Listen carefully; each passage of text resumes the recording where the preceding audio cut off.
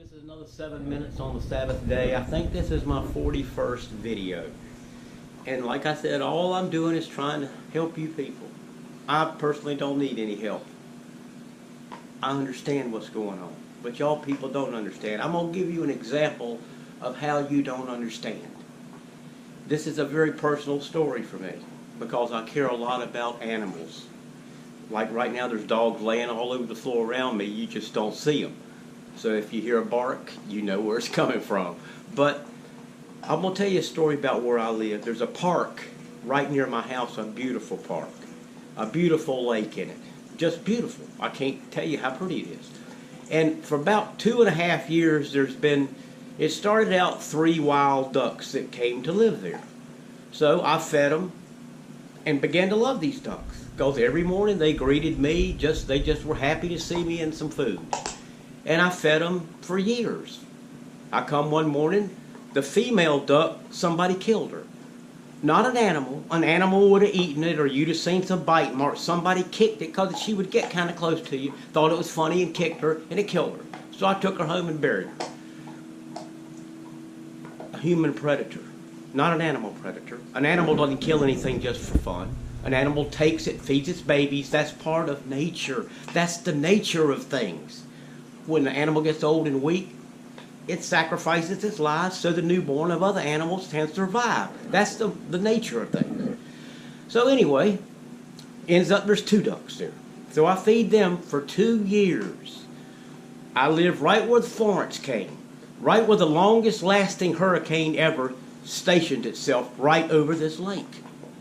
Right before the hurricane hits, somebody who had 4 grown white ducks left them there because basically where they were at, I think they were worried about these ducks dying. So they brought them to this park because it's kind of a beautiful sheltered place. So the hurricane comes. When the white ducks first get there, they don't get along too good with the 2 wild ducks. The hurricane comes, I don't get to see them for a couple of days. When I come back, everybody's getting along fine. The wild ducks, the white ducks, everybody's just blending in because there was something so catastrophic that it made them not think about the white ones and the wild ones. They were just ducks. It was a beautiful thing. So I feed them from beginning of October till about a week ago. I go there one day and feed them on a Monday morning. They wait for me. They come up out the pond and wait for me. Now remember, these wild ducks have been there since the beginning of October. The white ducks have been there since the beginning of October. So Tuesday I come back to feed them, and there's not a duck in the lake. It felt dead feeling. So the way I am, I had to inquire from a few people what happened to my ducks. And one honest man at the park said, well, they came Monday afternoon in kayaks with nets and captured them and took them away. And I'm thinking, wow, man, took them away.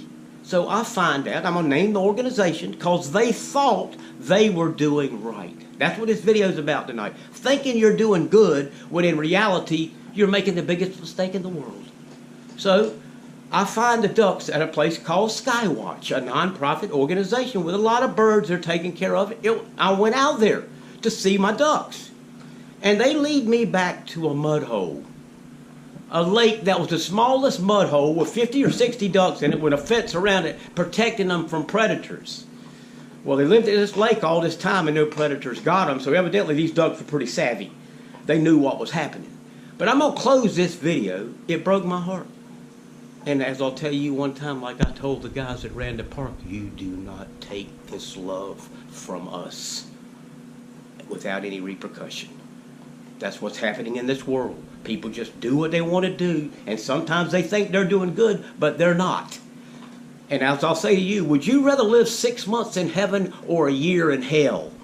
If you picked a year, then you're a total idiot.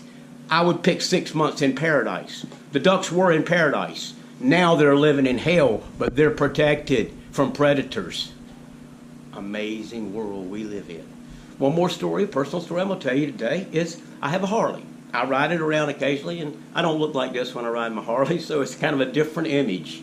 But I go downtown to where I live, Wilmington, North Carolina, and there's a few Harleys parked around, and there's an older black man playing the guitar, plays it unreal, like B.B. King, just on the sidewalk. and a few black men were talking to him, and I walk up and start talking to a black man, huge man, would intimidate anybody. And this man knew more about the Christian Bible than anybody I've ever met. And we had a deep conversation for an hour or so. Come to find out, he wasn't a thug. He was the preacher at a place called the Full Gospel Church in Burgaw, a place near where I live. And I'll give you information. Burgaw means muddy water in Indian. That's where the name came from. But we got along. Even though we had a few differences, we still had the basic concept. He said, no, you can't do anything you want to over and over again, and Jesus keeps forgiving you. That's what you people need to understand. It doesn't keep happening over and over again. When you're forgiven, when you accept Jesus in your religion, you quit.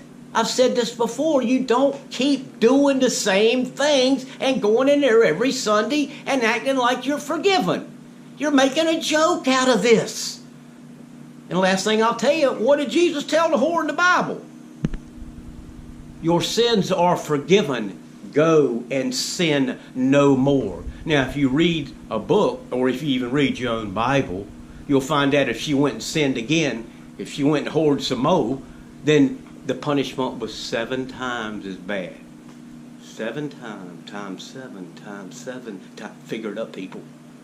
What y'all on now? How many times you had times 7? Either accept him or not. And that's why he says don't be lukewarm. He would rather you just be yourself than to tote him around like a monkey on your back as a free pass to be terrible. So either you're a real Christian or you're not. Have a nice day.